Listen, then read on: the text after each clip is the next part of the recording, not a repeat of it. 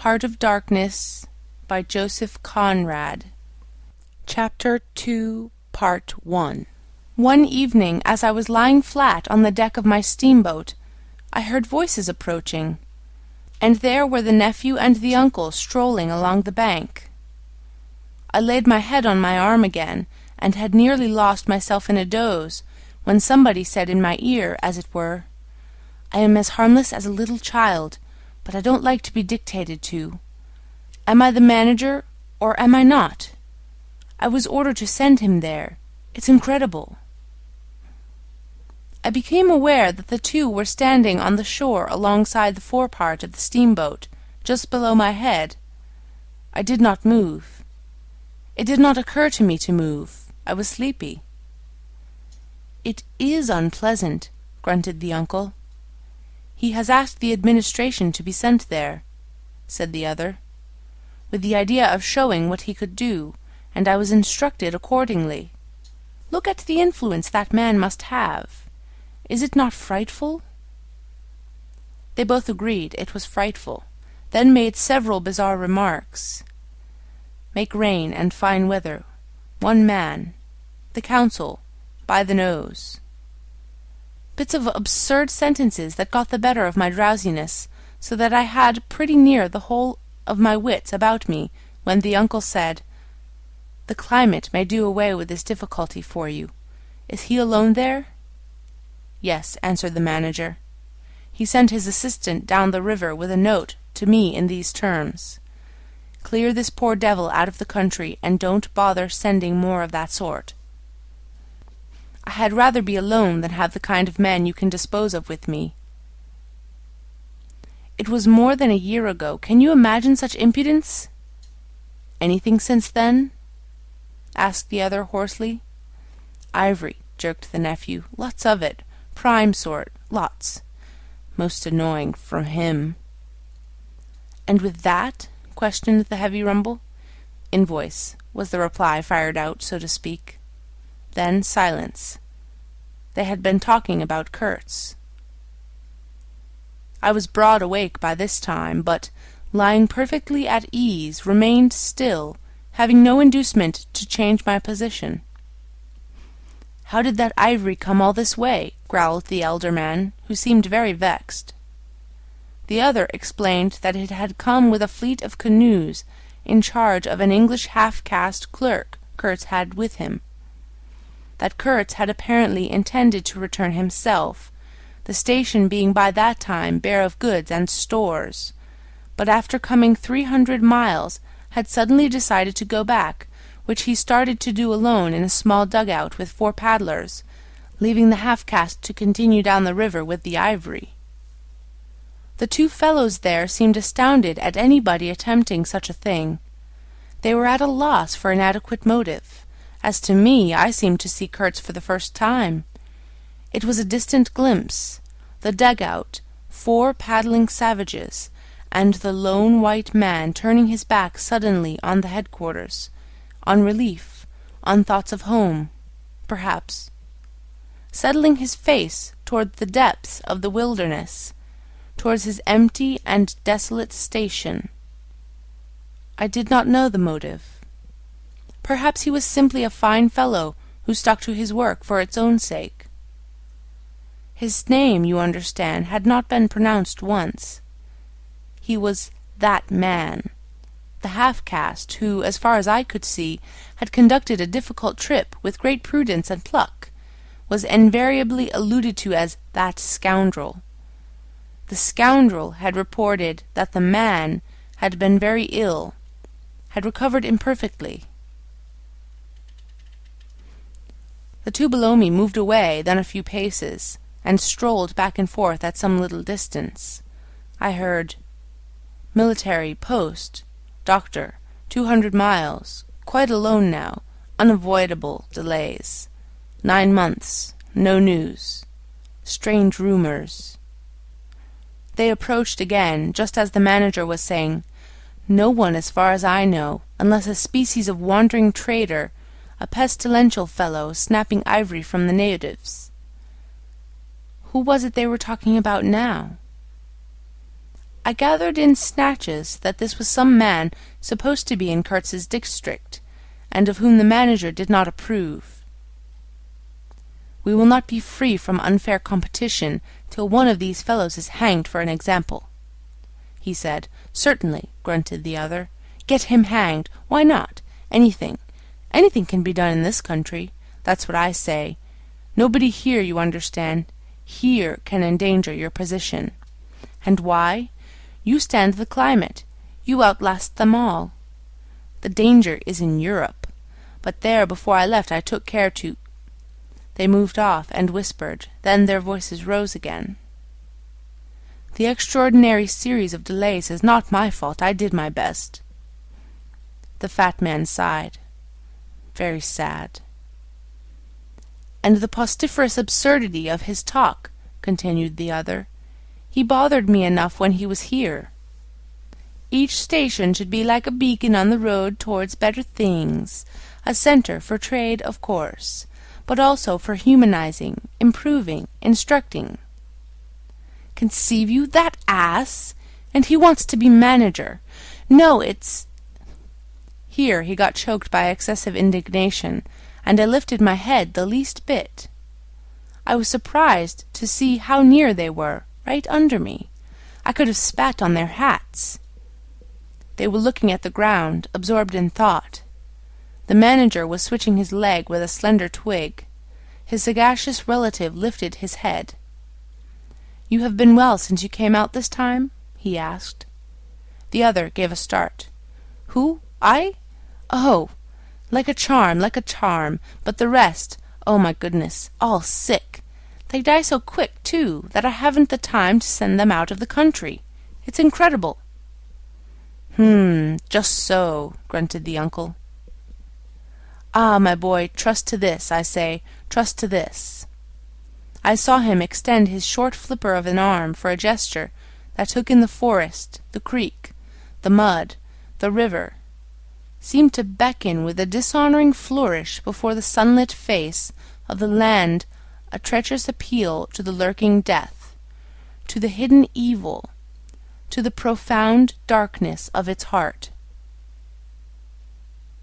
It was so startling that I leapt to my feet and looked back at the edge of the forest, as though I had expected an answer of some sort to that black display of confidence. You know the foolish notions that come to one sometimes. The high stillness confronted these two figures with its ominous patience, waiting for the passing away of a fantastic invasion. They swore aloud together, out of sheer fright, I believe, then, pretending not to know anything of my existence, turned back to the station.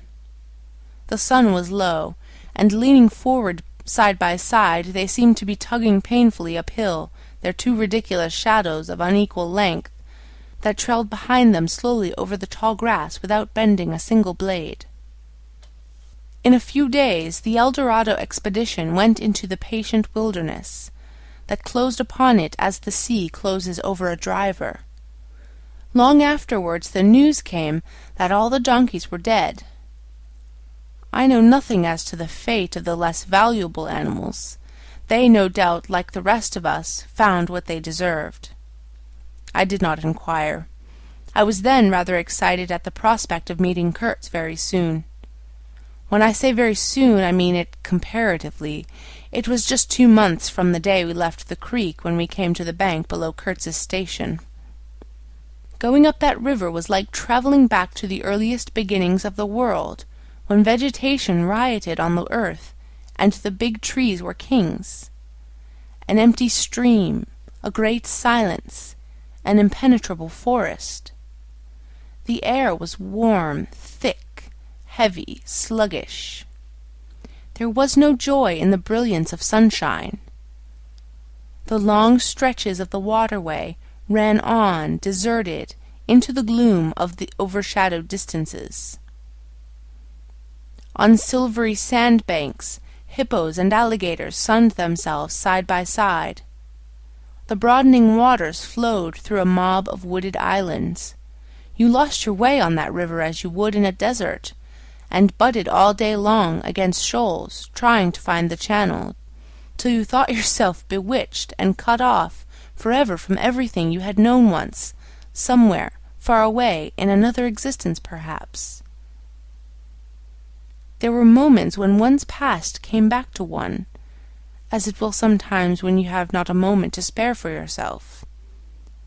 But it came in the shape of an unrestful and noisy dream, remembered with wonder amongst the overwhelming realities of this strange world of plants, water, and silence. And this stillness of life did not in the least resemble a peace. It was the stillness of an implacable force brooding over an inscrutable intention. It looked at you with a vengeful aspect. I got used to it afterwards. I did not see it any more. I had no time. I had to keep guessing at the channel. I had to discern, mostly by inspiration, the signs of hidden banks. I watched for sunken stones. I was learning to clap my teeth smartly before my heart flew out. When I shaved by a fluke some infernal sly old snag that would have ripped the life out of the tin-pot steamboat and drowned all the pilgrims. I had to keep a lookout for the signs of dead wood we could cut up in the night for next day's steaming. When you have to attend to things of that sort, to the mere incidents of the surface, the reality, I tell you, fades. The inner truth is hidden, luckily. But I felt it all the same. I felt often its mysterious stillness watching me at my money tricks, just as it watches you fellows performing on your respective tight-ropes for, what is it, half a crown a tumble? "Try to be civil, Marlowe," growled a voice, and I knew there was at least one listener awake besides myself. I beg your pardon. I forgot the heartache which makes up the rest of the price. And indeed, what does the price matter if the trick be well done? You do your tricks very well, and I didn't do badly either, since I managed not to sink that steamboat on my first trip. It's a wonder to me yet. Imagine a blindfolded man set to drive a van over a bad road. I sweated and shivered over that business considerably, I can tell you. After all, for a seaman to scrape the bottom of the thing that's supposed to float all the time under his care is the unpardonable sin. No one may know of it, but you never forget the thump, eh?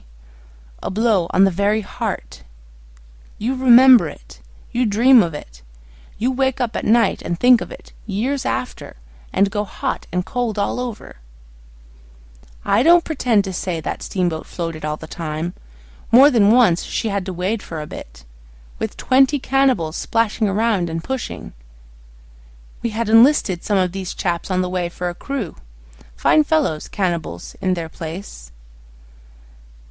They were men one could work with, and I'm grateful to them. And after all, they did not eat each other before my face. They had brought along a provision of hippo meat, which went rotten, and made the mystery of the wilderness stink in my nostrils. Phew, I can sniff it now. I had the manager on board and 3 or 4 pilgrims with their staves, all complete. Sometimes we came upon a station close by the bank, clinging to the skirts of the unknown, and the white men rushing out of a tumble-down hovel with great gestures of joy and surprise and welcome. Seemed very strange, had the appearance of being held there captive by a spell. The word ivory would ring in the air for a while, and on we went again into the silence, along empty reaches, round the still bends, between the high walls of our winding way, reverberating in hollow claps the ponderous beat of the stern-wheel. Trees, millions of trees, massive, immense, running up high, and at their foot, hugging the bank against the stream, crept the little begrimed steamboat, like a sluggish beetle crawling on the floor of a lofty portico. It made you feel very small, very lost, and yet it was not altogether depressing, that feeling. After all, if you were small, the grimy beetle crawled on, which was just what you wanted it to do. Where the pilgrims imagined it crawled to, I don't know. To some place where they expected to get something, I bet. For me, it crawled towards Kurtz, exclusively. But when the steam pipes started leaking, we crawled very slow.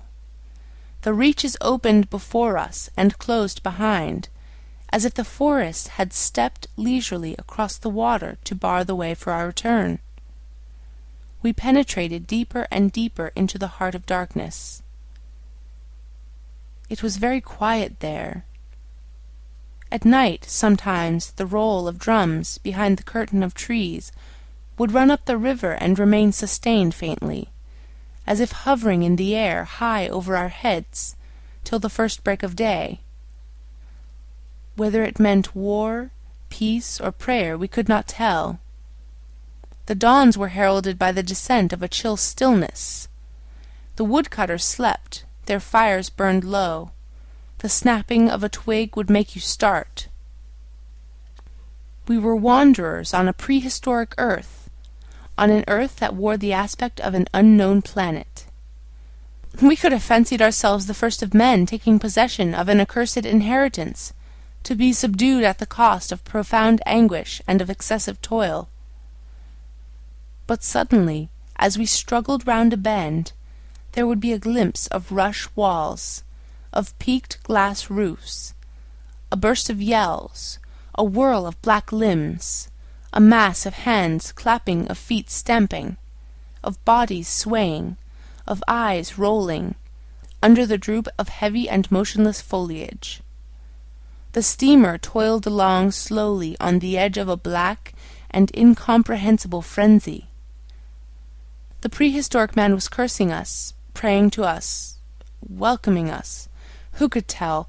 We were cut off from the comprehension of our surroundings. We glided past like phantoms, wondering and secretly appalled, as sane men would be before an enthusiastic outbreak in a madhouse.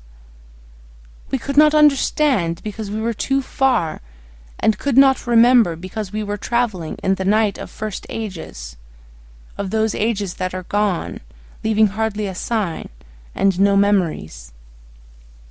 The earth seemed unearthly. We are accustomed to look upon the shackled form of a conquered monster, but there you could look at a thing monstrous and free. It was unearthly, and the men were...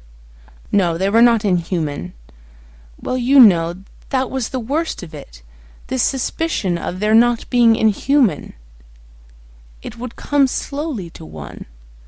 They howled and leaped, and spun, and made horrid faces. But what thrilled you was just the thought of their humanity, like yours, the thought of your remote kinship with this wild and passionate uproar. Ugly. Yes, it was ugly enough, but if you were man enough, you would admit to yourself that there was in you just the faintest trace of a response to the terrible frankness of that noise, a dim suspicion of there being a meaning in it which you so remote from the night of first ages, could comprehend. And why not? The mind of man is capable of anything, because everything is in it, all the past as well as all the future. What was there, after all? Joy, fear, sorrow, devotion, valor, rage? Who can tell? But truth. Truth stripped of its cloak of time. Let the fool gape and shudder. The man knows, and can look on without a wink. But he must at least be as much of a man as these on the shore. He must meet that truth with his own true stuff, with his own inborn strength. Principles won't do, acquisitions, clothes, pretty rags that would fly off at the first good shake. No, you want a deliberate belief. An appeal to me in this fiendish row, is there? Very well, I hear, I admit, but I have a voice too, and for good or evil mine is the speech that cannot be silenced. Of course a fool, what with sheer fright and fine sentiments, is always safe. Who's that grunting? You wonder I didn't go ashore for a howl and a dance? Well, no, I didn't. Fine sentiments, you say? Fine sentiments be hanged! I had no time. I had to mess about with white lead and strips of woolen blanket, helping to put bandages on those leaky steam pipes, I tell you. I had to watch the steering, and circumvent those snags, and get the tin pot along by hook or by crook. There was surface truth enough in these things to save a wiser man.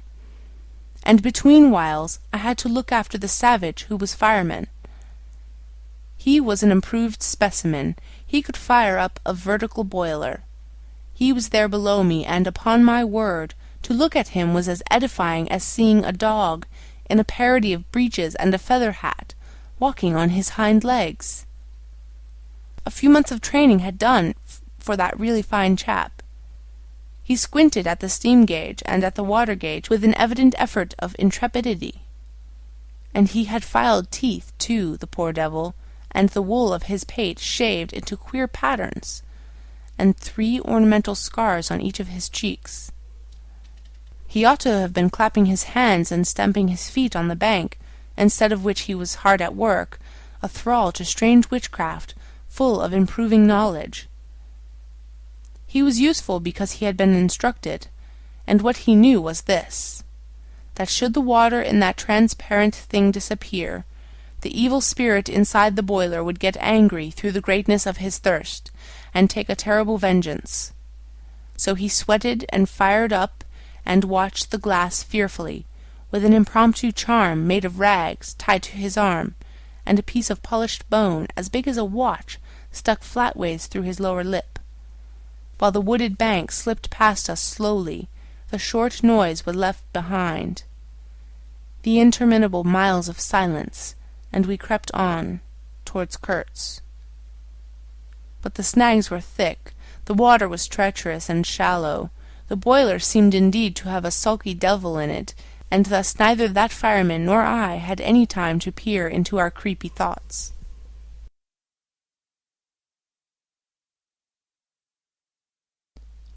Some 50 miles below the inner station we came upon a hut of reeds, an inclined and melancholy pole with the unrecognizable tatters of what had been a flag of some sort flying from it, and a neatly stacked wood-pile. This was unexpected. We came to the bank, and on the stack of firewood found a flat piece of board with some faded pencil writing on it. When deciphered it said, "Wood for you. Hurry up. Approach cautiously." There was a signature, but it was illegible. Not Kurtz, a much longer word. Hurry up. Where? Up the river? Approach cautiously. We had not done so. But the warning could not have been meant for the place where it could only be found after approach. Something was wrong above. But what, and how much? That was the question. We commented adversely upon the imbecility of that telegraphic style. The bush around said nothing, and would not let us look very far either. A torn curtain of red twill hung in the doorway of the hut, and flapped sadly in our faces. The dwelling was dismantled, but we could see a white man had lived there not very long ago. There remained a rude table, a plank on 2 posts. A heap of rubbish reposed in a dark corner, and by the door I picked up a book. It had lost its covers, and the pages had been thumbed into a state of extremely dirty softness, but the back had been lovingly stitched afresh with white cotton thread, which looked clean yet. It was an extraordinary find. Its title was "An Inquiry into Some Points of Seamanship," by a man Towson, some such name, master in His Majesty's Navy. The matter looked dreary reading enough, with illustrative diagrams and repulsive tables of figures, and the copy was 60 years old. I handled this amazing antiquity with the greatest possible tenderness, lest it should dissolve in my hands. Within, Towser was inquiring earnestly into the breaking strain of ships' chains and tackle, and other such matters. Not a very enthralling book, but at the first glance you could see there a singleness of intention, an honest concern for the right way of going to work, which made these humble pages, thought out so many years ago, luminous with another than a professional light. The simple old sailor, with his talk of chains and purchases, made me forget the jungle and the pilgrims in a delicious sensation of having come upon something unmistakably real. Such a book being here was wonderful enough. Still more astounding were the notes penciled in the margin, and plainly referring to the text. I couldn't believe my eyes. They were in cipher. Yes, it looked like a cipher. Fancy a man lugging with him a book of that description into this nowhere, and studying it, and making notes. In cipher at that! It was an extravagant mystery. I had been dimly aware for some time of a worrying noise, and when I lifted my eyes I saw the woodpile was gone, and the manager, aided by all the pilgrims, was shouting at me from the riverside. I slipped the book into my pocket. I assure you, to leave off reading was like tearing myself away from the shelter of an old and solid friendship. I started the lame engine ahead. "It must be this miserable traitor, this intruder," exclaimed the manager, looking back malevolently at the place we had left. "He must be English," I said. "It will not save him from getting into trouble if he is not careful," muttered the manager darkly. I observed, with assumed innocence, that no man was safe from trouble in this world. The current was more rapid now. The steamer seemed at her last gasp. The stern wheel flopped languidly, and I caught myself listening on the tiptoe for the next beat of the boat. For in sober truth, I expected the wretched thing to give up every moment. It was like watching the last flickers of a life, but still we crawled. Sometimes I would pick out a tree a little way ahead to measure our progress towards Kurtz by, but I lost it invariably before we got abreast. To keep the eyes so long on one thing was too much for human patience. The manager displayed a beautiful resignation. I fretted and fumed and took to arguing with myself whether or no I would talk openly with Kurtz. But before I could come to any conclusion, it occurred to me that my speech or my silence, indeed any action of mine, would be a mere futility. What did it matter what any one knew or ignored? What did it matter who was manager? One gets sometimes such a flash of insight. The essentials of this affair lay deep under the surface, beyond my reach, and beyond my power of meddling. Towards the evening of the second day, we judged ourselves about 8 miles from Kurtz's station. I wanted to push on, but the manager looked grave and told me the navigation up there was so dangerous that it would be advisable, the sun being very low already, to wait where we were till next morning. Moreover, he pointed out that if the warning to approach cautiously were to be followed, we must approach in daylight, not at dusk or in the dark. This was sensible enough. 8 miles meant nearly 3 hours steaming for us, and I could also see suspicious ripples at the upper end of the reach. Nevertheless, I was annoyed beyond expression at the delay, and most unreasonably too, since one night more could not matter much after so many months. As we had plenty of wood, and caution was the word, I brought up in the middle of the stream. The reach was narrow, straight, with high sides like a railway cutting. The dusk came gliding into it long before the sun had set. The current ran smooth and swift, but a dumb immobility sat on the banks. The living trees, lashed together by the creepers and every living bush of the undergrowth, might have been changed into stone, even to the slenderest twig, to the lightest leaf. It was not sleep. It seemed unnatural, like a state of trance. Not the faintest sound of any kind could be heard. You looked on amazed, and began to suspect yourself of being deaf. Then the night came suddenly, and struck you blind as well. About 3 in the morning some large fish leaped, and the loud splash made me jump as though a gun had been fired. When the sun rose there was a white fog, very warm and clammy, and more blinding than the night. It did not shift or drive. It was just there, standing all round you like something solid. At 8 or 9, perhaps, it lifted as a shutter lifts. We had a glimpse of the towering multitude of trees, of the immense matted jungle, with the blazing little ball of the sun hanging over it, all perfectly still, and then the white shutter came down again smoothly, as if sliding in greased grooves. I ordered the chain, which we had begun to heave in, to be paid out again. Before it stopped running with a muffled rattle, a cry, a very loud cry, as of infinite desolation, soared slowly in the opaque air. It ceased. A complaining clamour, modulated in savage discords, filled our ears. The sheer unexpectedness of it made my hair stir under my cap. I don't know how it struck the others. To me it seemed as though the mist itself screamed, so suddenly, and apparently from all sides at once did this tumultuous and mournful uproar arise. It culminated in a hurried outbreak of almost intolerably excessive shrieking, which stopped short, leaving us stiffened in a variety of silly attitudes, and obstinately listening to the nearly as appalling and excessive silence. "Good God! What is the meaning?"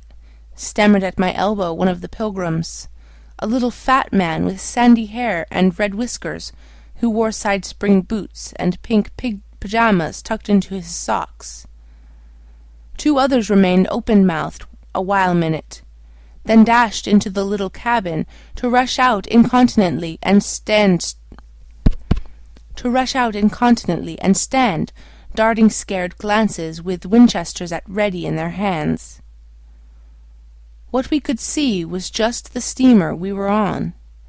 Her outlines blurred as though she had been on the point of dissolving, and a misty strip of water, perhaps 2 feet broad, around her. And that was all. The rest of the world was nowhere, as far as our eyes and ears were concerned. Just nowhere. Gone. Disappeared. Swept off without leaving a whisper or a shadow behind.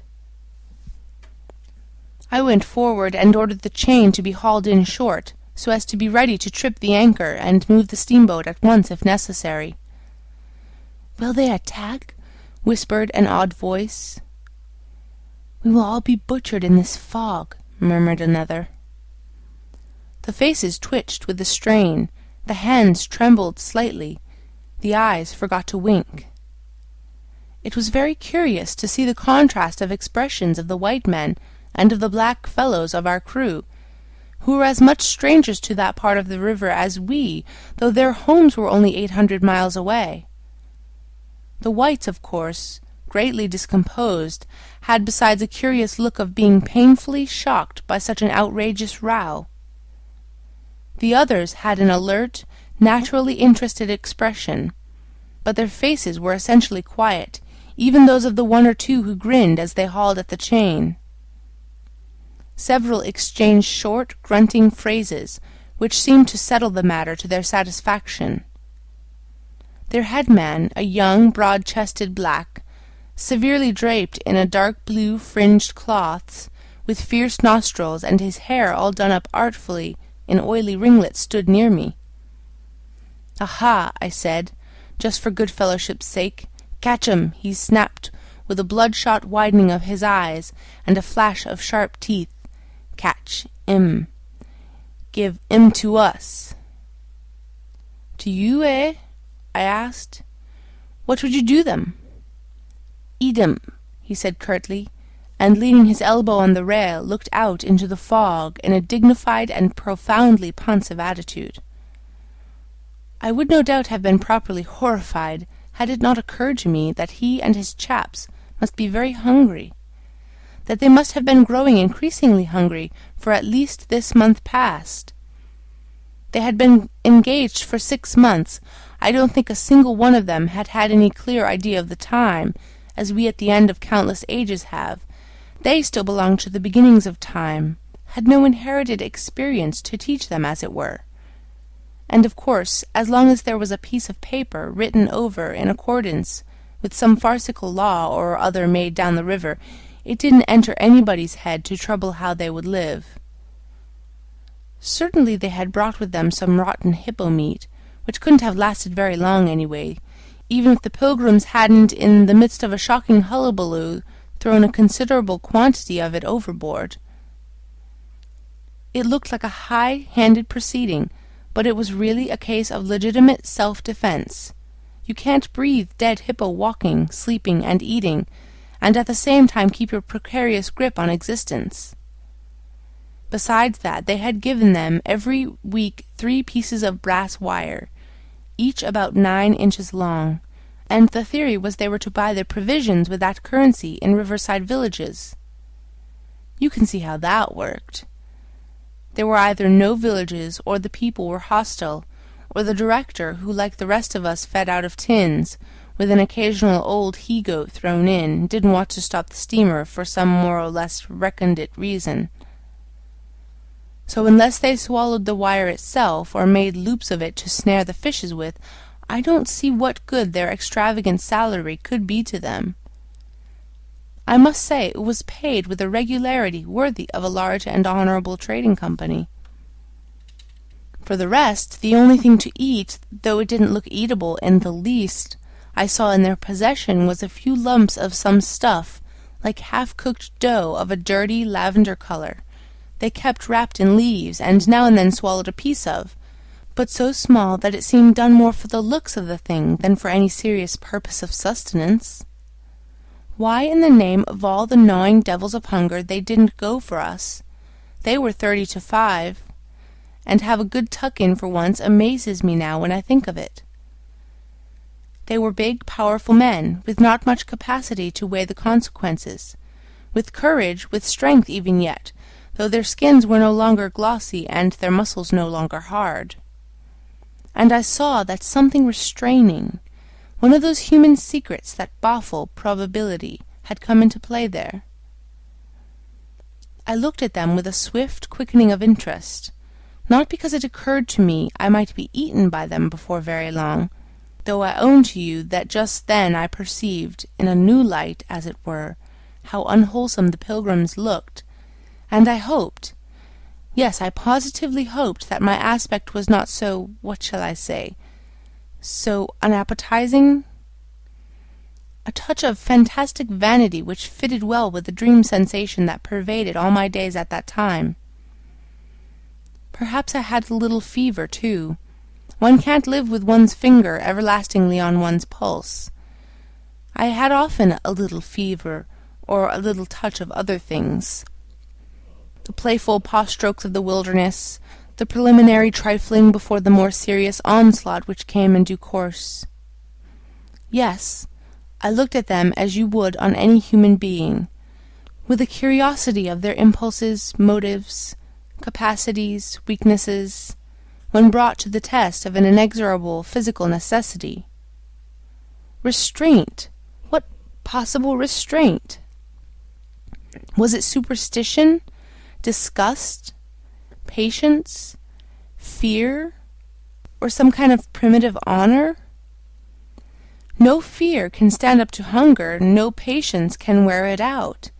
Disgust simply does not exist where hunger is. And as to superstition, beliefs, and what you may call principles, they are less than chaff in a breeze.